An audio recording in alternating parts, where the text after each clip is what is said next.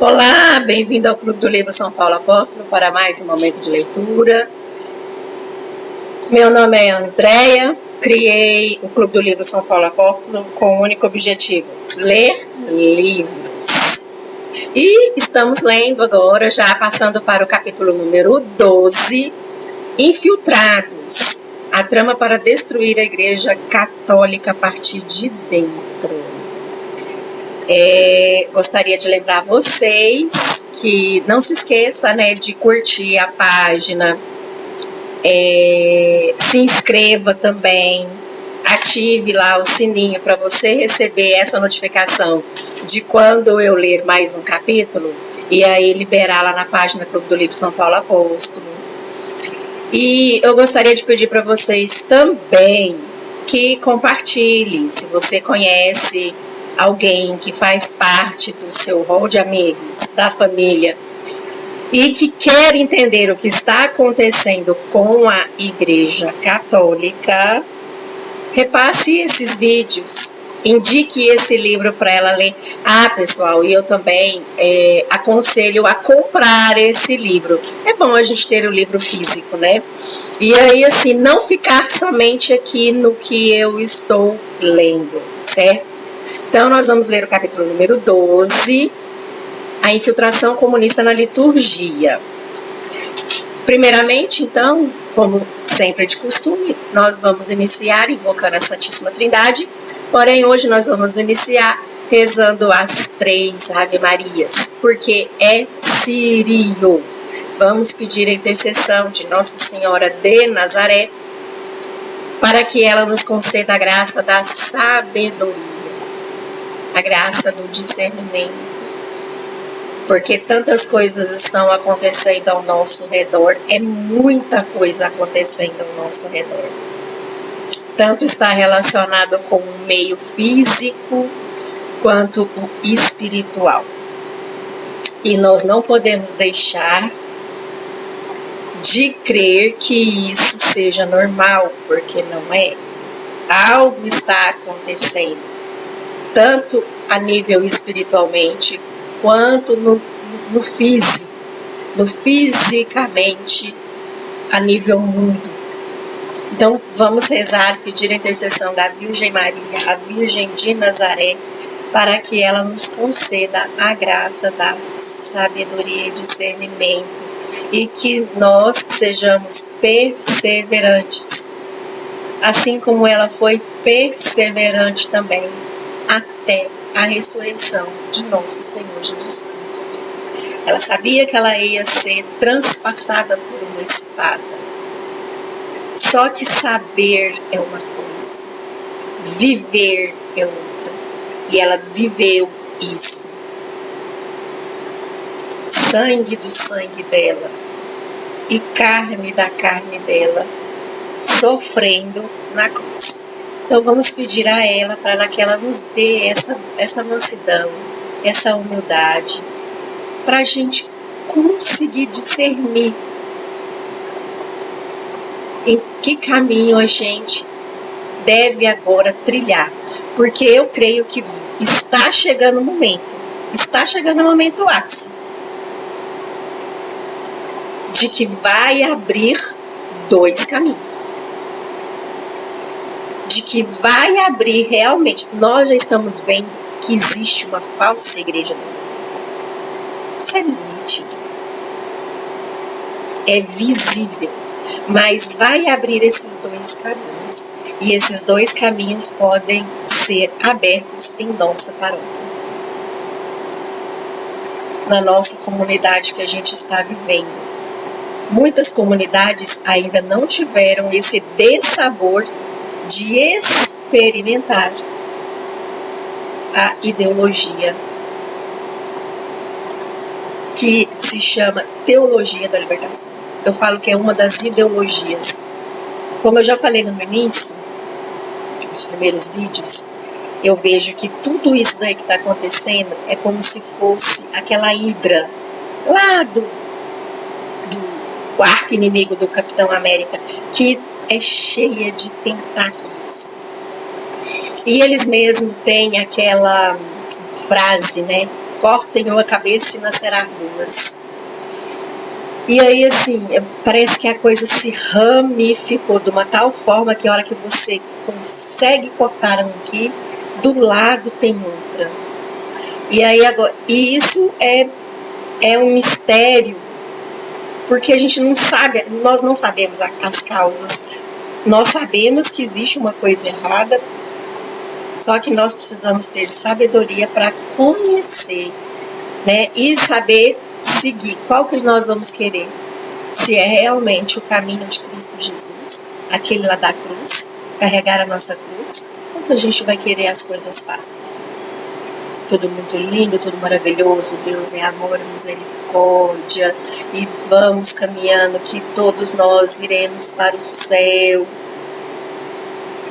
Vamos pedir a intercessão da Virgem de Nazaré para que ela nos endureça o nosso corpo, para que a gente consiga carregar essa cruz e levar as pauladas, que nós vamos levar muitas, as chicotadas nós vamos levar muitas, nós vamos ser penalizados, a gente vai ser cortado, nós vamos ser excluídos. E eu sei que tem muita gente que não está preparado para a exclusão, o viver só, o viver abandonado, o ser apontado o dedo, né, o ser criticado. Então vamos pedir para a Virgem de Nazaré essa humildade, a graça da perseverança na fé, porque nós precisamos ser perseverantes. A gente não pode abandonar esse barco. Então, em nome do Pai, do Filho e do Espírito Santo. Amém. Ó Maria, fazei com que meu coração seja tão bom quanto o vosso, pelo poder que vos deu o Deus Pai. Ave Maria, gracia plena, Dominus tecum, benedicta tu in mulieribus, et benedictus fructus ventris tui, Iesus.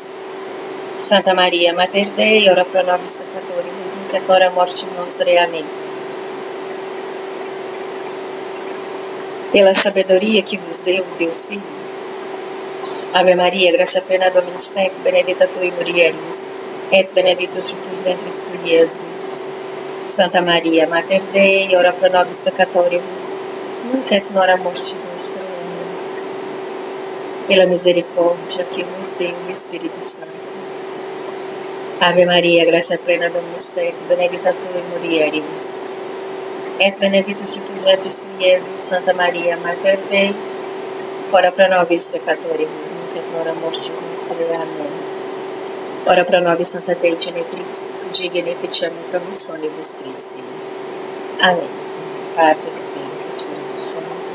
Amém. Vamos lá, vou projetar na tela, como sempre. Deixa eu aumentar aqui agora para mim. Tá.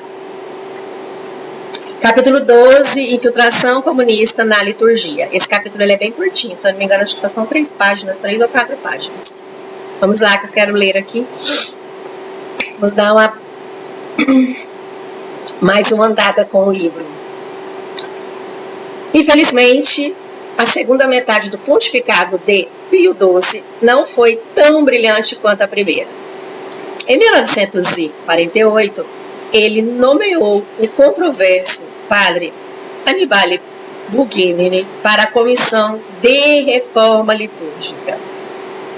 A comissão foi designada para restaurar a liturgia da missa do Sábado Santo, comumente celebrada pela manhã, trazendo de volta a antiga liturgia de uma vigília pascal celebrada durante a noite e em antecipação da Páscoa da manhã seguinte. Em 800 depois de Cristo, a missa do Sábado Santo foi celebrada logo antes do anoitecer. Em 1076, a missa do Sábado Santo foi celebrada à tarde. E em 1500, a missa do Sábado Santo, com o tríplice candelabro, o Círio Pascal e 12 leituras, foi universalmente celebrada no começo da manhã do Sábado Santo. O Papa São Pio V chegou a decretar em sua bula Sanctissimus de 1566 que todos os padres fossem proibidos de celebrar a missa do Sábado Santo após ao meio-dia. Porém, os liturgistas perceberam Há muito que o hino Exultet, cantado pelo diácono na bênção da vela pascal, fala do canto que ocorre durante a noite. Portanto, a santidade desta noite afugenta as perversidades, lava os pecados, restaura a inocência aos caídos e alegria aos sofredores. Ela bane os ódios e prepara a paz e faz soberania se curvarem. Portanto, em favor dessa noite, recebe, ó Santo Pai. E assim continua a oração, né? Uma vez que a própria liturgia é antiga e se refere ao contexto como desta noite, os liturgistas dos anos de 1940 quiseram reinserir a liturgia na noite do Sábado Santo, logo antes do dia da Páscoa. Teólogos anteriores, como São Tomás de Aquino e São Pio V, haviam defendido a celebração diurna no Sábado Santo. O argumento para a celebração da missa da vigília do Sábado Santo pela manhã era o de que o jejum requeria um horário mais cedo e que a maioria dos leigos não seria capaz de participar de uma missa de sábado à tarde, da noite, e de uma missa de domingo pela manhã, uma vez que ainda não se concebia qualquer ideia de cumprir uma obrigação de domingo com uma missa de vigília de sábado à noite. Curiosamente, considerava-se uma concessão pastoral celebrar a missa do Sábado Santo no sábado de manhã e não na madrugada da noite de sábado. Teólogos tradicionais também notaram que a liturgia é repleta de reprogramações temporais. Nosso Senhor Jesus Cristo celebrou a primeira Eucaristia à noite, mas nós quase universalmente a celebramos pela manhã. A Santa Ceia foi em uma quinta-feira, mas nossa obrigação se dá no domingo, e por aí vai. O movimento litúrgico não se importou com isso e quis restabelecer essa missa do Sábado Santo como uma vigília pascal tarde da noite. Mas eles imediatamente perceberam que isso não era pastoral para os leigos, o que já era sabido havia séculos. Então, esses inovadores litúrgicos concluíram que seria necessário reescrever toda a missa do Sábado Santo para conformar o Sábado Santo a esse encaixe noturno. Infelizmente, o Papa Pio XII, de forma pouco sábia, escolheu o padre Annibale Buongiorno para realizar a restauração de algo que nunca existira previamente. Annibale, cujo nome significa presente de Baal, que isso daqui já está escrito anteriormente, eu acho que eu já li para vocês nessa situação aí do Buongiorno, né? Vamos lá. Nasceu em Civitella del Lago, na Umbria, em 1912, com a idade de 24 anos. Ele foi ordenado padre para a Congregação da Missão. Buongiorno obteve seu doutorado em Teologia Sacra na Universidade Pontifícia de São Tomás de Aquino, Angélico, defendendo sua dissertação sobre a liturgia e o Concílio de Trento. Ele se tornara o editor do Ephemeris Liturgicae, um jornal católico dedicado ao movimento litúrgico. Quando chamou a atenção do Papa Pio XII, desconhecido do Papa, dizia que ele era maçom. A liturgia revista no Sábado Santo de 1951 se converteu em uma Semana Santa revista em 1955 e em 1956. Buongiorno convenceu Pio XII a permitir a celebração na qual os padres poderiam celebrar a missa juntos em um grupo em torno do altar, um costume raramente praticado no rito romano. Buguenin já estava trabalhando naquilo que seria posteriormente conhecido como protestantização da liturgia católica. Bênçãos, como a de ramos, foram reduzidas ou eliminadas. O padre orava da cadeira e não do altar. O tríplice candelabro, representando a Santíssima Trindade, e as 3 Marias que foram à tumba, foi suprimido. As tradicionais casulas e vestimentas foram suprimidas ou simplificadas. O padre começou a se dirigir mais ao povo. Linguagem vernacular foi introduzida. O número de leituras foi reduzido de 12 para 4 para fazer a vigília pascal mais curta aos leigos. A litania dos santos foi modificada. Gente, realmente, essa litania dos santos, eu vou contar aqui para vocês, assim, uma experiência que eu tive enquanto estava na coordenação da liturgia da minha paróquia. O que acontece? Realmente foi modificada. Inclusive o padre, ele ficava buscando realmente essa litania, a verdadeira, a oração verdadeira dos santos. Porque hoje eles leem uma outra totalmente modificada. Ele fala que não é, entendeu? Isso daí ele falou para mim. E a gente vivia caçando e não conseguia achar realmente a original nos livros litúrgicos, né? Porque todos os livros litúrgicos, principalmente essa revistinha aí da CNBB aí que o povo aí fica comprando aí para acompanhar a liturgia diária, como diz o meu pai, né? Ela é toda TL. Continuando. Contrariamente à tradição, o laicato foi chamado a se ajoelhar para a oração pelos judeus na Sexta-feira Santa. A água benta foi abençoada na frente do povo e não na fonte batismal. A renovação dos votos batismais foi adicionada no vernacular, de maneira que os leigos pudessem participar. Suprimiram-se as tenebre, celebrações noturnas para a Quinta-feira Santa e o Sábado Santo foram reforçadas.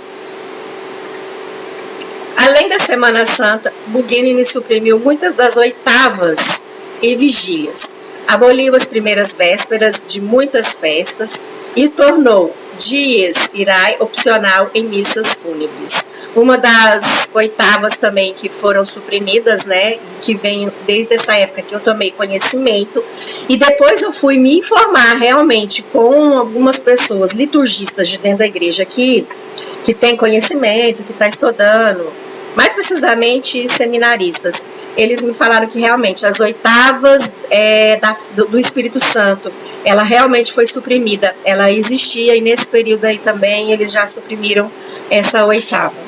E aí foi que veio, aí eles introduziram o Domingo da Divina Misericórdia. Continuando.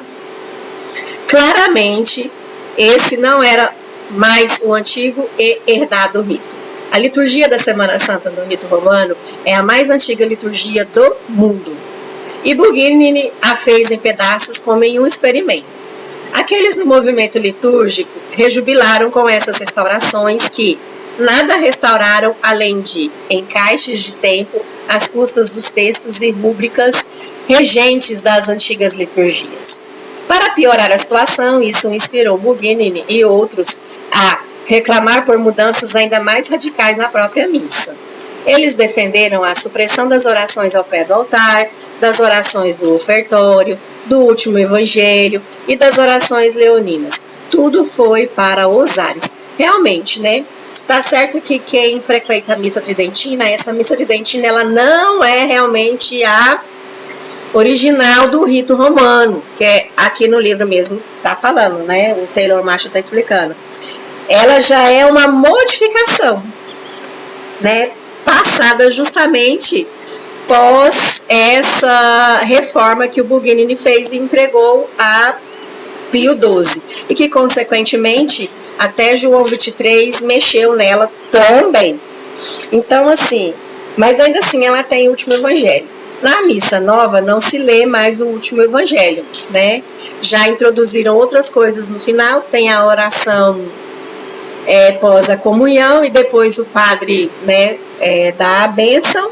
E aí vem com aqueles recados, ou parabéns para você, ou introduz aquele monte de coisa, ou fazem sorteio de prêmios, ou fazem homenagens. Quando o padre dá a bênção final, encerra a missa, porque quando não dá, continua tudo no meio do rito da missa, né? Continuando. A revisão original do Sábado Santo de 1951 começou meramente com um experimento, mas se tornou uma norma requerida. Isso determinou a agenda. O modus operandi deles foi propor mudanças como um experimento e depois pressionar para que as mudanças fossem exigidas sob pena de pecado. O que se tornou o novo Zordo Missai de 1969 e 1970 veio das sementes plantadas por Burguigny na Semana Santa de 1955. É aquilo que eu falei, né, que eu comentei realmente. Isso daqui depois eu fui me informar com relação, porque como eu tive na coordenação da liturgia por algum tempo, aliás, foi bastante tempo, eu acho que quase 3 anos ou mais. O que acontece? E eu fui justamente procurar saber de pessoas que têm esse acesso, né, e estuda os livros, né? Até eu gostaria de ter acesso ao missal antigo. Eu já procurei, não consigo achar. O missal do Novo Zordo, eu tenho ele aqui que eu vou guardar e eu quero comprar um novo missal. Mas, realmente, eles que estudam, né, a questão da liturgia, realmente a missa ela já foi mudada antes do Concílio do Vaticano II.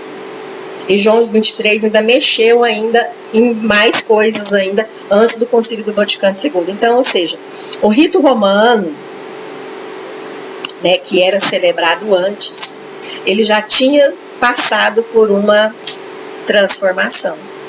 E que veio gerar justamente o novo Zordo, o novo missal, né? No entanto, muitas pessoas perguntam, nossa, o missal foi, né, feito naquela época, né? As pessoas perguntavam, nossa, foi muito rápido o missal, mas o que acontece? Hoje é que nós estamos sabendo disso, porque existem documentos lá em Roma, né? Eles vão escrevendo, contando passo a passo da história, e pessoas com mais oportunidade do que nós, né? Exemplo do Taylor Marshall, que teve condições, vai para Roma, estuda, pega documentos, pega depoimento de pessoas, entendeu, que viveram naquele período, conversa com os padres, né, mais velhos, igual o Evandro Pontes. O Evandro Pontes, ele disse que ele ficou, acho que 2 anos lá em Roma, fazendo toda a pesquisa dele para ele poder fazer todos os episódios do vaticanismo. E não só em Roma, Portugal, Espanha. Ele andou aquilo ali tudo, pegou livros, entendeu, escritos que na grande maioria estão em francês, né? E aí, assim, então eles têm acesso. Então, essa liturgia, ela já veio quebrada, já antes do Concílio do Vaticano II, que é a ideia de que o Burguigny queria fazer. E, no entanto, o missal ele já foi entregue pronto para o Paulo VI. Ele foi entregue somente para revisar. Eles ficaram revisando ali, não chegou a 2 anos e já liberou o novo missal para ser publicado nas suas línguas vernáculas, né? Que aí foi toda aquela loucura. Quebrou os altares, construíram as mesas, né, que não é altar, acabou ficando aquela mesa ali em cima do presbitério, e aí foi voltando os sacerdotes para a frente do povo, e toda aquela coisa daquela época que muitos ficaram sem entender de por que estava acontecendo isso. Mas é o que eu falo, as pessoas têm que ter em mente que a semente que eu planto agora, ela precisa ser regada, ela precisa germinar e ela precisa crescer. E a ideia deles é essa. O que a maçonaria plantou há 400 anos atrás, ou mais, ela frutificou muitos anos depois. Eles morreram e não viram nada do que eles mexeram na história. Que aí uma mexidinha, você consegue mudar uma coisa lá na frente, né? E isso a gente vê, né? Tudo o que aconteceu no decorrer da história. Continuando.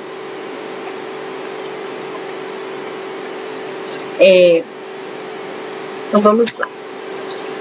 Eu parei aqui, né? Me perdi, gente. Peraí.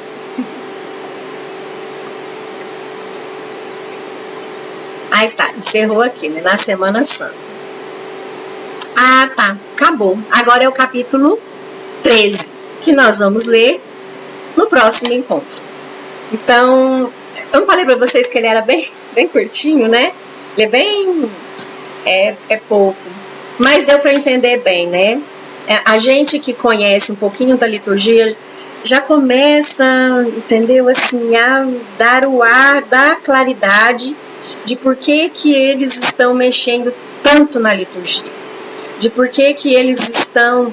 Por que a teologia da libertação, né? Por que esse novo Zordo, né, criado a partir do Concílio do Vaticano II, né, mexe tanto na liturgia e que dá abertura para a gente poder enxergar, né, missa afro, missa de não sei o que, missa sertaneja, né, e você tem as missas assim que tá voltada não para Cristo, mas para o homem, né? Você vê o homem entrando na liturgia, né? O homem faz a leitura, né? O homem, ele anda ali naquele presbitério todo o tempo. E nós, fiéis, que estamos aqui embaixo, eu não sei, assim, vocês do grupo do livro São Paulo Apóstolo, porque eu tenho dificuldade de concentração. E eu peço muito para Nossa Senhora e os santos, Santa Teresa d'Ávila, Santa Catarina de Sena, né? Santa Teresinha do Menino Jesus, para me conceder a graça, São Padre Pio, né? Para me conceder a graça, né, da concentração, de eu me voltar realmente, quando eu estiver com Jesus Cristo, para Jesus Cristo. Porque o simples andar ali em cima, naquele presbitério, o simples andar do ministro da Eucaristia, que vai lá conversar com o padre, ou coroinha, porque agora eles ficam, né? Antigamente não tinha isso. Por quê? Na missa tridentina, para quem vai na missa tridentina, né? É só o padre no altar. É só ele lá. E ele celebra e a missa é corrida, não para não. Não tem ninguém zambetando, não tem ninguém avisando nada para ele, não tem ninguém comunicando nada para ele. Ele abre e ainda assim o rito foi modificado. Vocês imaginam como que era, no meu entender, eu imagino que realmente o verdadeiro rito romano deveria de ser belíssimo, belíssimo. Para que a gente possa elevar as nossas orações e o sacerdote levar as nossas orações a Deus, né? Eu imagino que seria belíssimo, realmente, o verdadeiro rito. Mas ele veio picando, né? E foi totalmente, né, modificado. Então, continuemos em oração, rezemos pela igreja. Nós estamos vivendo aí essa questão desse caminho sinodal. A gente não sabe o que vai sair desse sínodo aí, né, dos bispos, o que eles vão propor. Então, vamos pedir à Virgem Maria, a Virgem de Nazaré, para que ela nos conceda realmente sabedoria, discernimento, a graça da fé, de aumentar a nossa fé, da perseverança, da humildade, né, da constância, do amor a Jesus Cristo Eucarístico. E que ela nos conceda a graça de sermos semelhantes a ela, né? Que ela nos revista com a humildade dela. É isso que eu sempre peço, para que todos nós, consagrados à Virgem Maria, se ela está formando um exército, que esse exército seja conforme o coração dela, o Imaculado Coração dela e o Sagrado Coração de Jesus. Amém? Então, rezemos. Em nome do Pai, do Filho e do Espírito Santo. Amém. A vossa proteção recorremos, Santa Mãe de Deus, não desprezeis as nossas súplicas nem nossas necessidades, mas livrai-nos sempre de todos os perigos, ó Virgem gloriosa e bendita. Amém. Em nome do Pai, do Filho e do Espírito Santo. Amém. Feliz Círio para você, e a gente ainda vai ter, né, mais uma semana aqui, né, na nossa paróquia, né, do Recírio, e nós vamos continuar aí fazendo um estudo, e que Nossa Senhora nos conceda a perseverança e a constância, e que a gente possa realmente ser verdadeiros fiéis cristãos católicos. Amém? Até lá.